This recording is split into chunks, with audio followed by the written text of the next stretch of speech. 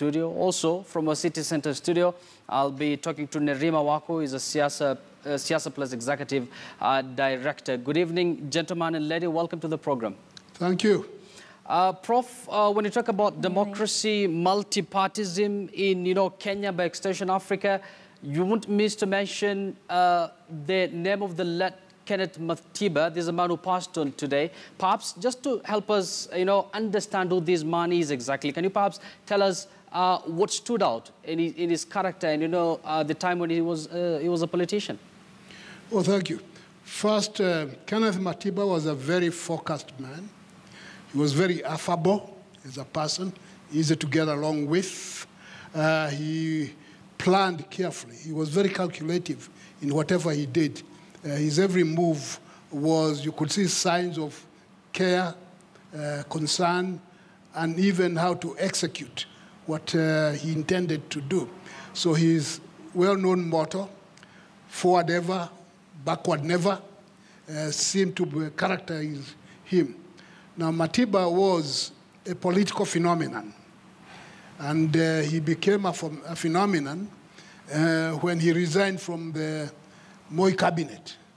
Then he became a center of attraction from all ways. He had been an attraction before because of his achievements, but it was that resignation that made him stand out above all other people.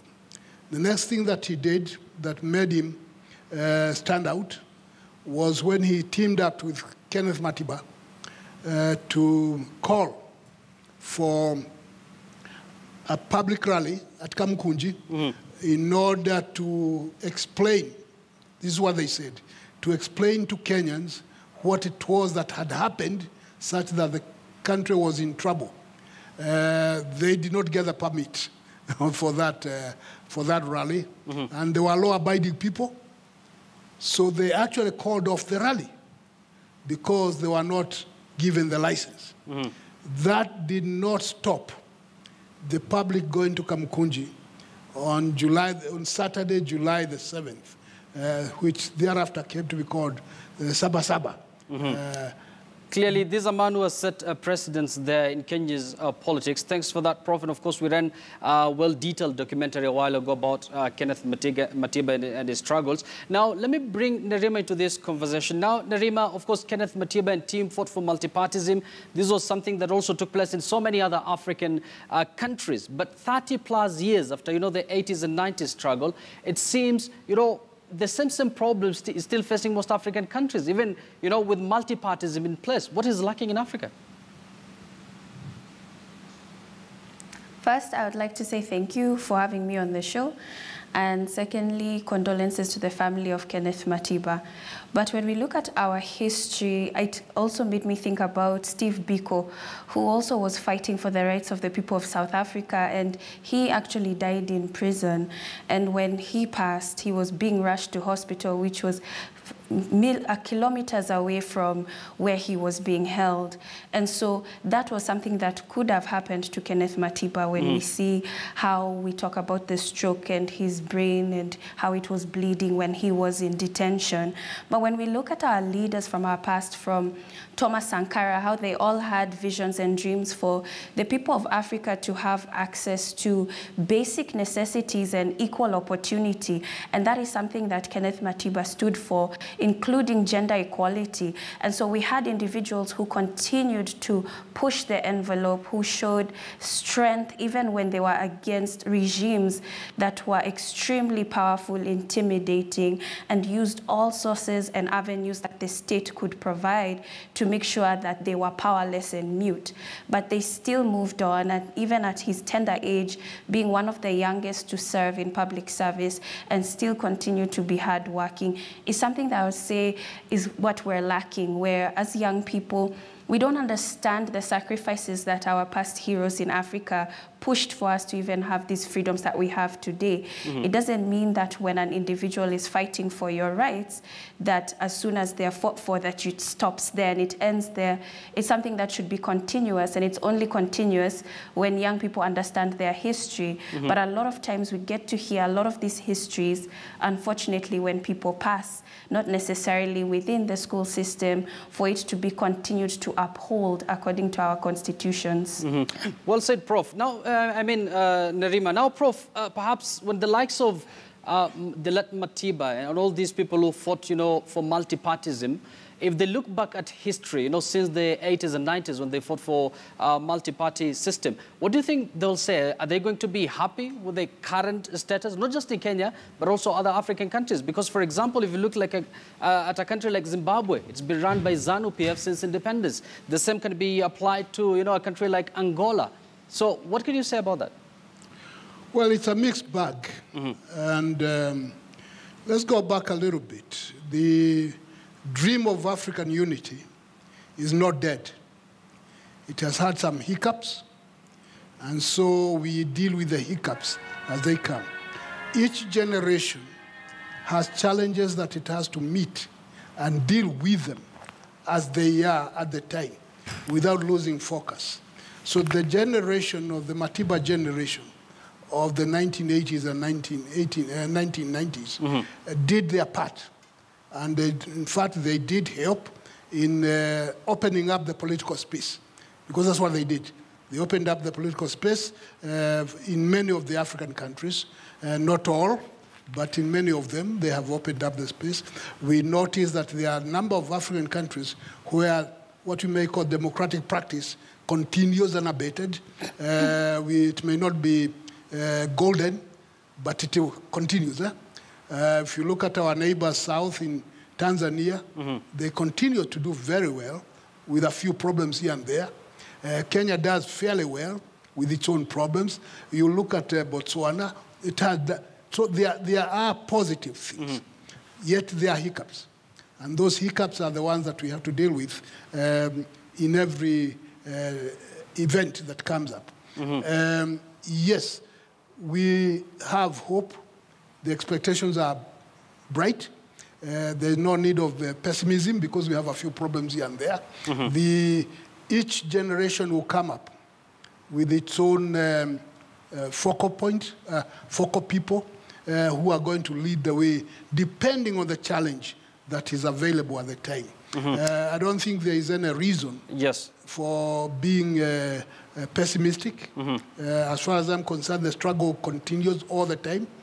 We have heard it from the colonial days that you have people who are always on the wrong side of this and people who are on the right side of the other.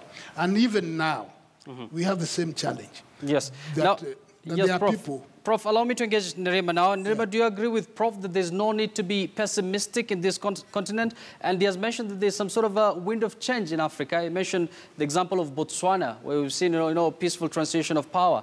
The same with Ethiopia as well as Zimbabwe. In a sense, I agree, but not necessarily, because when we look at our African leaders, Prof did say that each generation has a different fight that they're working on. But for us, like for this kind of generation, we're seeing leaders who initially started off as people who are fighting for the rights of the people, and then all of a sudden they get into leadership and they are fighting to remain there. And that's what we saw as well in Zimbabwe. And then if we even look at Ethiopia, we can name the number of countries when we look at Sierra Leone, and transition is something that's difficult in Africa, where we have people who are fighting continuously to get to the power, to fight colonialists. And then once they do, they become the very people that now sit on that power and not necessarily lead it well. But I do believe that there's a shift in the way young people engage power, or how they express themselves and their rights. And that's what I would say is positive, where it's not necessarily all outside and physical. We can use social media even in terms of fees must fall.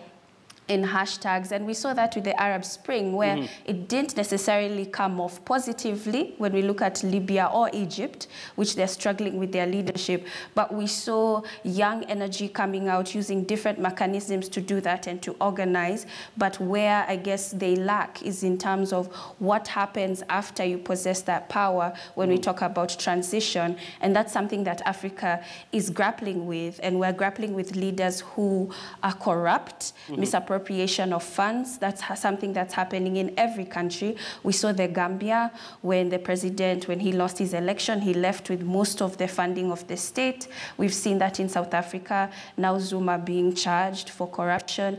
And we're seeing that even in Zimbabwe, in countless of countries, with South Sudan, where so much foreign aid went into the country, but nobody can account for that foreign aid. So a big challenge for the youth in this current time is corruption, and how to deal not only with corruption, but leaders who are dictatorial in the process. Well said, Nerima. Now, Prof, I'd like you to correlate these two issues for me, if they're linked to each other after all. There is multipartism and, you know, good governance. Does it necessarily mean, if a country has multi-party politics in place, does it necessarily mean that it will translate into good governance? Because that doesn't seem to be the case at the moment. They can be linked, but they are not necessarily the same. Multipartism, the presence of many political groups, parties, vying for particular offices, and the assumption that the leaders or the people running the parties are honest people, are respectable people, and so they will do the right thing, is an expectation. And that the many parties will be able to check each other on the way they perform. Now, the good governance is a generic term, which sometimes has been abused, misused, and bandied around, especially when it's applied to Africa, as if it's something, it's kind of a whipping stick to say that the Africans are this or that or that. And the problems are some of these things are not unique to Africa. You go somewhere else, you find the same problems. And Rima pointed out that Africans are corrupt, something like that. Yes, there is corruption. No one is denying that. But you go to the US, you find a lot of corruption. You go to Latin America, you find a lot of corruption. You go to Europe, you find a lot of corruption. You go to Asia, you find a lot of corruption. So it is not an African thing. It is a universal issue. But Prof, you'll agree with me that two wrongs don't make it right. So if other people are corrupt, it doesn't give, you know, politicians or by extension individuals from Africa to be corrupt as well, right? No, two wrongs or three wrongs don't become a right, whichever how many they are. But that's not the point. The argument I'm making is there is something disingenuous when there is this repeated hammering on Africans as if they are totally lost. I think there's something wrong with that logic. Yes, but there are problems, yes. And those problems should be tackled. And the African people themselves need to tackle. And those problems are internal, actually, as well as external. But what I argue and feel uncomfortable with is saying that the Africans are this, the Africans are this, when in reality, you check properly, you find it's a universal problem. And it's not that some people are having a better governance structure. Yes, Prof. I think you've brought your point home. Now, Nerima, I'd like to hear your reaction to what Prof said. And Prof said that, you know, there's a universal problem. But when you talk about countries like Central Africa, a country like Burundi, where the incumbents are sidestepping their constitution, you know, and extending their term limit in office. I mean, these are problems that are unique to those countries, right? Absolutely. And one thing that I think Kenneth Matiba stood for was the poverty gap, the fact that the difference between the rich and the poor is too wide, makes the difference between African countries and developed countries, where when we talk about people living on $1 a day or less than $1 a day due to corruption because they don't have access to basic necessities, there's a problem. Because as much as we can talk about corruption in the US, even it's involved during lobbying when it comes to electoral processes, but then an American citizen can have access to their basic necessities through welfare. That's a different case as compared to Kenya, for instance, where something as simple as medical care is very difficult to come by. So when we come and talk about the leadership in Africa and its corruption, when we have relatives within governance or people who are not even qualified to be there and people changing constitutions to suit their leadership needs, then we have a problem because it means that we do not necessarily have a system that we follow. But when you look at these other countries where as much as corruption is involved, there are certain levels of corruption that they have that is different from our corruption. Not for us to compare, but to find our own systems. But it's difficult in Africa to even oppose administration, and that's where now democracy comes in. We find a lot of countries which don't have democracy, where simply opposing a government, you find yourself in asylum or kicked out, or you find yourself assassinated. And those are stories that have happened in our history, in our past. Well said. Now, Prof, there's one writer who says, you know, that the people of Africa deserve better. For democracy to work, winners must not be greedy and losers must accept defeat. That is something that is not very common in most African countries. And he's saying that that will only take place if there are trusted institutions in place. This is an element that is already lacking in a country like Kenya when you look at the electoral body, for instance. Yes, we can do better than we have done. Not just in Kenya, but all over the world, all over Africa. That's true. We can do better. We need to have civic education, right from baby school all the way to the university, as to rights and obligations of a citizen. What is it that one needs to know? To be a good Kenyan means what? So that from there we build up. By the time we are electing people, because we do elect people, and some people we elect have no business being elected, but we elect them anyway, then at least we'll be getting quality people who would be able to do the right thing. We are going through some teething challenges. I'm not pessimistic at all. With the problems we are having in Africa are just teething problems. If you look at the period that we have had and you compare with other places, I think we are doing very well as a continent. We could do better. Of course, there are some parts of Africa which are really in a mess. But it's not all of Africa that is in a mess. It's some parts. And those parts then need to be looked at. They need to be encouraged to come up. They need to be supported. And those who have the ability should come together and do the right thing. So the spirit of Pan-Africanism is still there. And if you want an example, I think Uhuru Kenyatta is trying very hard to revive that. And if his main agenda, one of the two main agendas, apart from the big four, is the revival of Pan-Africanism, in the hope that Pan-Africanism will reinforce his big four. Yes, Prof. I see you're a real Pan-African there, and of course some of the things you've mentioned are still debatable. Now, Nerima, there's this question we did ask our viewers earlier, if they think the dream by Africa's forefathers of a free, democratic and united continent is still alive today. And one viewer here at Robinson Mutiso says, yes, it is, with various struggles of mindsets. We are capable and optimistic despite shortfalls. The strides are seen among our youth ready to build our continent. Do you think youths have like a solid role in changing Africa's image? I believe that every nation's youth does have a solid role in prosperity of a nation. But then where I say that we can work harder as a continent is the fact that we're dealing with a bulge that we've never dealt with before. We talk about how unemployment is high. I don't think we realize how high it is when we talk about channeling up to 1 million youth for employment and there are no jobs for them. And we're talking about right now the average age being about the age of 18 years old. And it's going to be that way for the next 5 years. And we're going to increase to 52 million.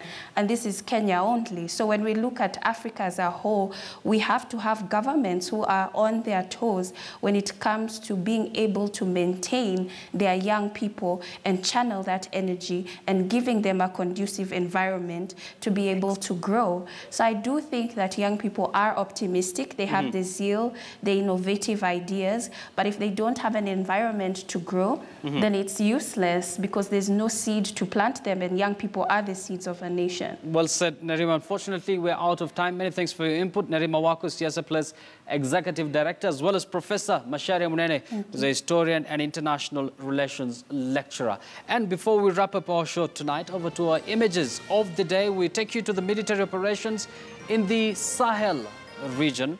Now, Malian soldiers have been receiving firearms. We're going to get those images shortly. Training from U.S. soldiers in Burkina Faso, part of what they've termed as quote-unquote Flintlock 2018, an international training program aimed at combating the threat of terrorism in the north and west of neighboring Niger. Approximately 1,900 service members from more than 20 African and Western partner nations participating in Flintlock 2018 at multiple locations in Niger, Burkina Faso, as well as Senegal. I'll leave you with those images as well as our proverb of the day. Bye-bye.